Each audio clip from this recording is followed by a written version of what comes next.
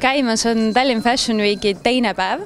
Oleme peaproovid on hull sagimine, käib ümberringi. Oleme siin backstage'is Iris Sanveri moemaja plingivate rõivaste juures.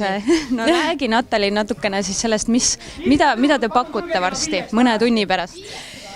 Nii, ma väga palju rääkida ei tohi, sa ise tead, kuidas see on iga hooaeg, iga aasta, aga ma natuke räägin, et selle kollektsiooni märksõnaks on küllus kõiges, ka lihtsuses ja puhtas joones, mis on meie moemaja läbi aegade märksõnadeks olnud alati.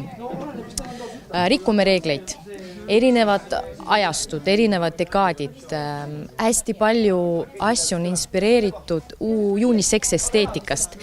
Ehk siis põhimõtteliselt see rõivas täiesti nagu ei loo piire naiselikkuse ja mehelikkuse vahel, vaid kustutab neid piire üldse ära.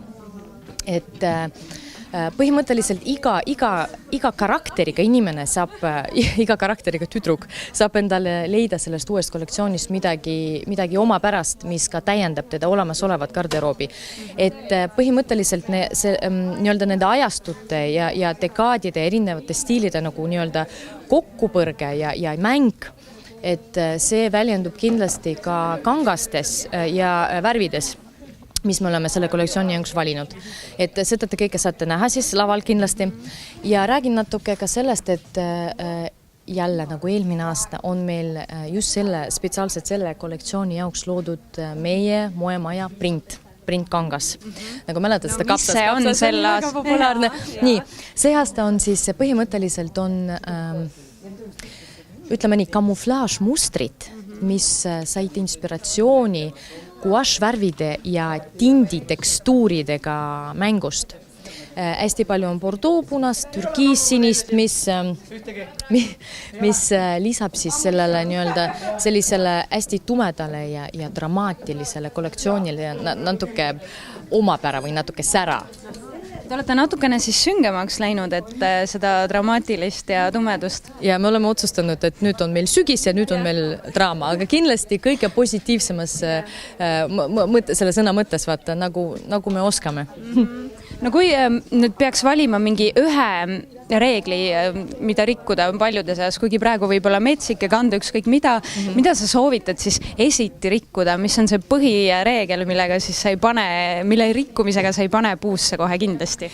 Ma pakuks ikkagi oversize jakid, nagu meeste moest või meeste nagu õlast vaata, nagu võetud endale selge siis, eks ole, et just maskuliinsed hästi oversized jakid, mis töötavad väga hästi tegelikult nii sädelevate literkleetidega kui ka nahkpükstega näiteks igapäevaseks kandmiseks. Nii kihvt, aga räägi ka natuke sellest, et Iris Sanver on tugevalt kanda kinnitanud Eesti staarid, Eesti president, kõik armastavad seda kanda.